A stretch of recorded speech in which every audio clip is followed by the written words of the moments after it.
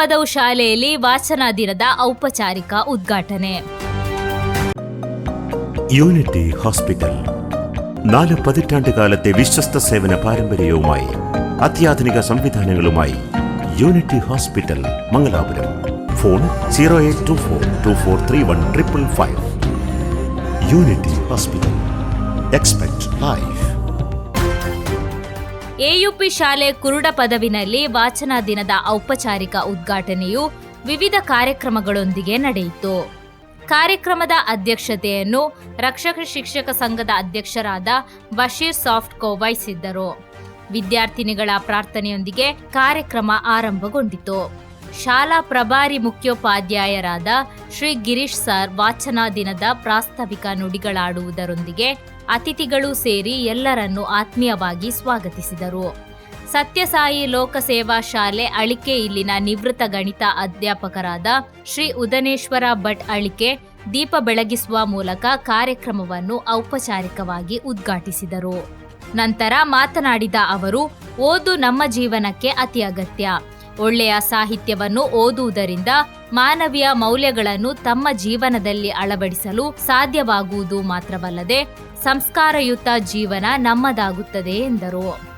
ಅಧ್ಯಾಪಕರಾದ ಶ್ರೀ ಪ್ರಶಾಂತ್ ಕುಮಾರ್ ಅಮ್ಮೇರಿ ಅವರು ವಾಚನ ದಿನದ ಪ್ರತಿಜ್ಞೆಯನ್ನು ಮಕ್ಕಳಿಗೆ ಬೋಧಿಸಿದರು. ನಂತರ ಕೇರಳ ಗ್ರಂಥ ಶಾಲಾ ನಿರ್ಮಾಪಕರಾದ PN ಪನಿಕ್ಕಾರ್ ಅವರ ಜೀವನ ಚರಿತ್ರೆಯನ್ನು ಒಳಗೊಂಡ ವಿಡಿಯೋವನ್ನು ಮಕ್ಕಳಿಗೆ ತೋರಿಸಲಾಯಿತು.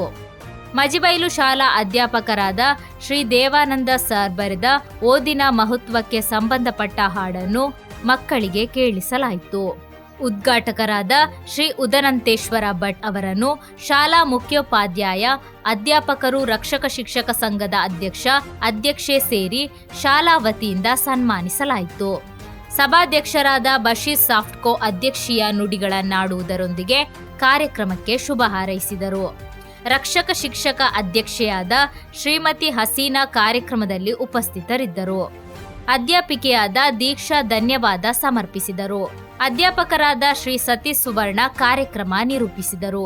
ಕಾರ್ಯಕ್ರಮದಲ್ಲಿ ಶಾಲಾ ಅಧ್ಯಾಪಕರಾದ ಶ್ರೀ ಅಬ್ದುಲ್ ರಹೀಂ, ಯಶಸ್, ದೀಕ್ಷಿತ್, ಅಧ್ಯಾಪಿಕೆಯರಾದ ಶ್ರೀಮತಿ ಹರ್ಷಿತಾ, ಅರ್ಚನಾ, ಮೋಹಿನಿ, ಶಾಲಾ ಸಿಬ್ಬಂದಿ ಚಿದಾನಂದ ಕಾರ್ಯಕ್ರಮದಲ್ಲಿ ಉಪಸ್ಥಿತರಿದ್ದರು. ಕಾರ್ಯಕ್ರಮದ ಉದ್ಘಾಟಕರಾದ ಶ್ರೀ ಉದನಂತೇಶ್ವರ ಭಟ್ ತಮ್ಮ ವತಿಯಿಂದ ಎಲ್ಲರಿಗೆ ಸಿಹಿ ತಿಂಡಿ ವಿತರಿಸಿದರು. ನಂತರ ಮಕ್ಕಳು ಪುಸ್ತಕ ಪ್ರದರ್ಶನವನ್ನು ವೀಕ್ಷಿಸುವುದರೊಂದಿಗೆ ಗ್ರಂಥಾಲಯದಿಂದ ಒಂದೊಂದು ಪುಸ್ತಕವನ್ನು ಪಡೆದರು.